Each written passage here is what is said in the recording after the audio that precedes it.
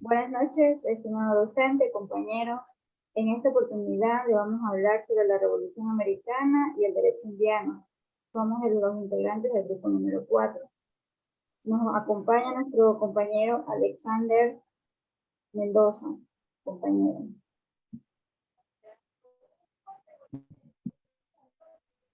Muy buenos días, docente. Como para empezar a hablar, vamos a hablar sobre la Revolución Americana. Cuando hablamos de la Revolución Americana, tenemos que empezar o trasladarnos a la independencia de los Estados Unidos, que esto dio inicio o el paso para la Declaración de Independencia que se realizó en julio de 1776, sino mucho antes, con eventos que reflejan para los colones americanos la importancia de ideas tales como el autogobierno y el manejo de sus finanzas. Fue la defensa de estas ideas por parte de una clase privilegiada económica y socialmente del Nuevo Mundo lo que llevó a la independencia de los Estados Unidos. También hacemos énfasis o un retroceso a esta misma revolución americana al descubrimiento de América por parte de Colón, que se le da a un hincapié del descubrimiento americano. También la historia de los Estados Unidos de América empezó en el siglo XVIII, con la fundación de las colonias de Jamestown en Virginia y la llegada de los peregrinos puritanos a Massachusetts en 1620. Estos últimos desembarcaron en Plymouth y establecieron el Pacto de Mayflower, un acuerdo para la convivencia mutua en la cual los 9 pobladores acordaron seguir esta revolución. Muchas gracias.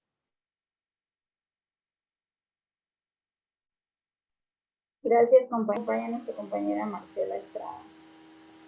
Buenas noches, le voy a hablar sobre la Revolución Americana.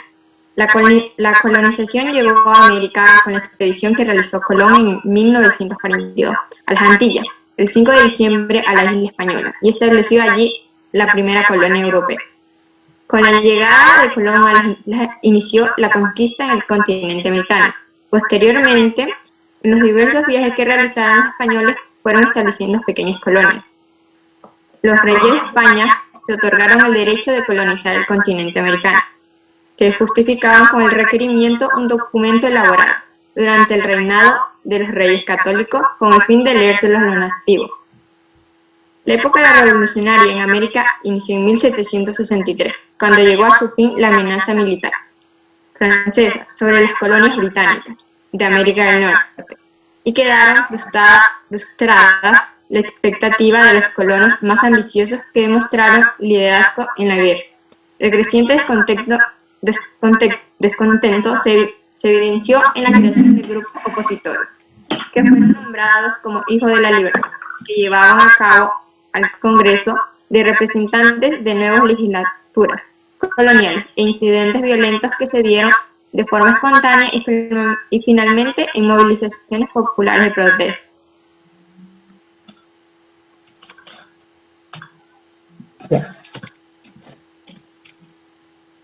Creo que también vale mencionar que con la llegada de los colonos europeos a América no fue precisamente en son de paz, sino que venían tras de territorios nuevos para juntar a distintos imperios, pues también estaban ansiosos de nuevas riquezas, por supuesto.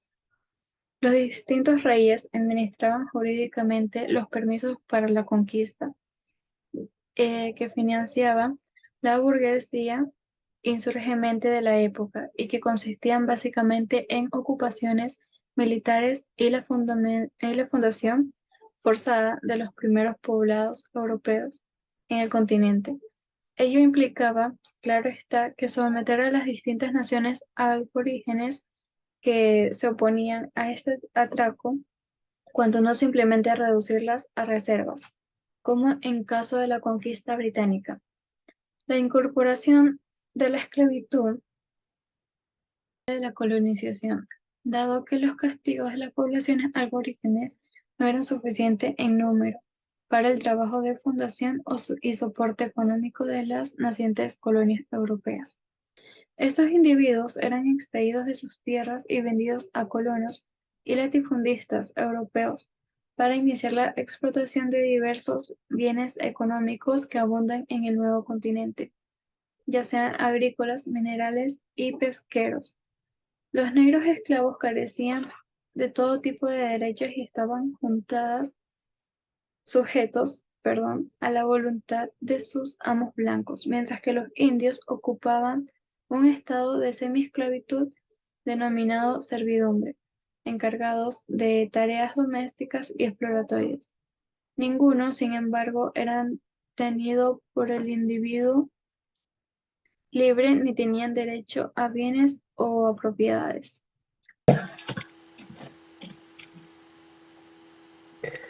Buenas noches, compañeros. También tenemos que agregar que dentro de la historia de los Estados Unidos muestra las diferencias sociales y económicas existentes en el momento de la independencia. Y subraya el hecho de que la independencia era pensada en primera medida como la defensa de los intereses de unos pocos.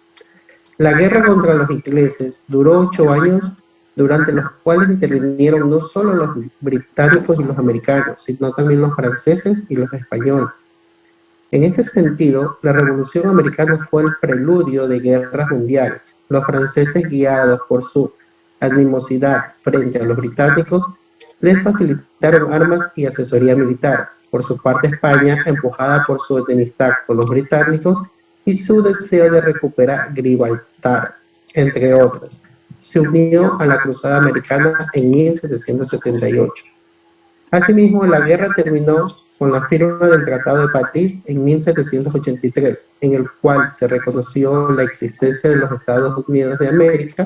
Sin embargo, el fin de la guerra no significó el fin de los enfrentamientos, y la idea de la igualdad entre los hombres se convirtió con el tiempo en el punto de partida de numerosas protestas en contra del estatus, protestas por los derechos humanos de los indígenas, de los afroamericanos, de las mujeres, de los latinos. Es todo lo que puedo aportar en el tema, en cuanto al tema de la Revolución Americana, compañero. Como hemos visto, la Revolución Americana tuvo diferentes hitos. Ahora vamos a conocer qué es el derecho indiano. Nos ayuda nuestra compañera Carla García. Bueno, el derecho indiano, existe lo que es la colonia, en cual fue gobernada por más de 3 siglos constantes. Este derecho estuvo vigente, ¿no? También podemos acotar a esto que se comprende que en América estuvo vigente el sistema jurídico, ya, la cual fue en el periodo de la colonia española. Este derecho se rigió en las Indias, la cual también podemos, y algo que a mí me llamó mucho la atención y me pareció interesante, es un derecho esencial evangelizador, la cual de aquí podemos decir que los reyes católicos recibieron un terreno o unas tierras, la cual fueron condicionadas, la cual el padre les condicionó que él se las daba siempre y cuando ellos evangelizaran a estas personas que vivían en estas tierras. Como sabemos, el catolicismo o la cuestión religiosa es algo un poco de peso, la cual España estuvo prisionera de esta fe. La religiosidad era reflejada en estas normativas. Esta es particularmente muy, como que la hacía sobresalir en ese entonces, ¿no? También podemos decir que dentro de esta existen elementos fundamentales que la cual complementa el derecho indiano, ¿no? Es el derecho indiano, el castellano y el indígena, ¿no? En el derecho indiano podemos decir que también era conocido como municipal. Este derecho se aplicaba de acuerdo a las circunstancias de cada persona. En el derecho castellano podemos decir que es indiano o municipal, que era complementario con el derecho indiano. Y el derecho indígena solo se aplicaba para un grupo de personas, la cual solamente eran indígenas, pero también era condicionada. Es decir, que siempre y cuando estas personas indígenas estuvieran de acuerdo con la parte católica, el derecho natural, y que no estén en contra del derecho de la corona española, podrían recibir este derecho, mientras no.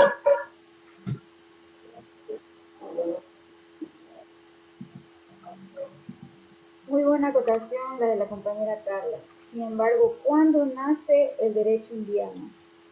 El derecho indiano nace con las capitulaciones llamadas de Santa Fe, fechadas el 17 de abril de 1942 y firmadas por Cristóbal Colón y los Reyes Católicos.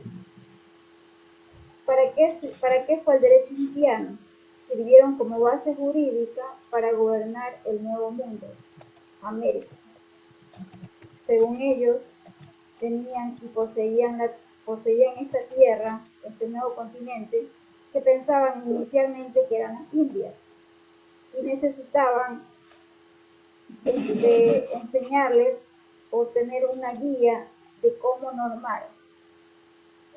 Naturalmente, las leyes no fueron aplicadas o socializadas, sino que fueron impuestas a los nativos de ese entonces. El derecho indiano fueron un conjunto de disposiciones expedidas por los reyes católicos que promulgaron a través de América para poder someter a los indígenas, a los nativos. Porque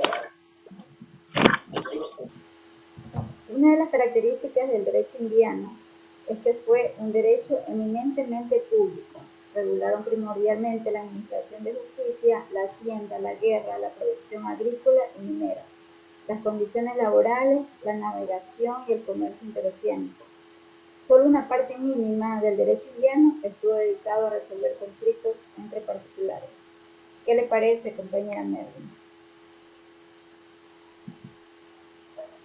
Bueno, muy buenas noches. Yo también les voy a hablar un poco sobre el derecho indiano.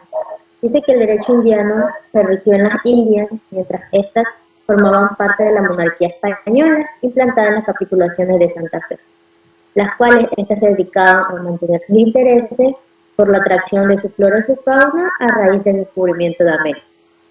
Pero con el paso del tiempo, esto tuvo su fin por parte de la codificación de los países americanos. Por otro lado, el derecho indiano se basó en tres elementos fundamentales que fueron el derecho municipal, el derecho castellano y el derecho indígena.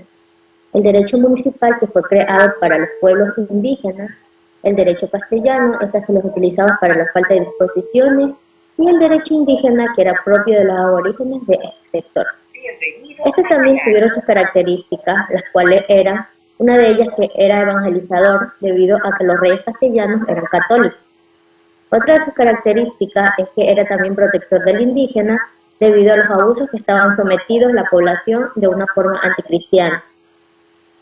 Debido a estas características, se hizo una recopilación de leyes que conllevó a formar las llamadas instituciones españolas, debido a que demás personajes querían implantar sus ideas en estas colonias que estaban colonizadas.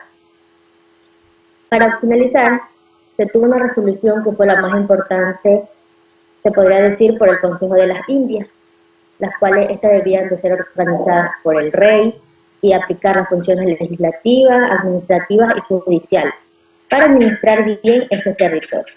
Bueno, muchas gracias. ¿Qué le parece, compañera Ana, lo que hemos comentado sobre el derecho indiano?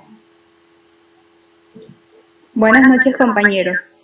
Bueno, pues para continuar con lo que es el derecho indiano, se dice que nace con la capitulación de Santa Fe, firmada por el conquistador Cristóbal Colón y los reyes católicos. Pues el derecho indiano estuvo presente durante casi tres siglos en América, y también, también estuvo presente en México, que se dio también con la llegada del movimiento independentista americano. Desde cierto punto, pues el derecho indiano es denominado conjunto de disposiciones que impusieron los reyes españoles y las autoridades impuestas en ese tiempo, pues ya sea en España como en América.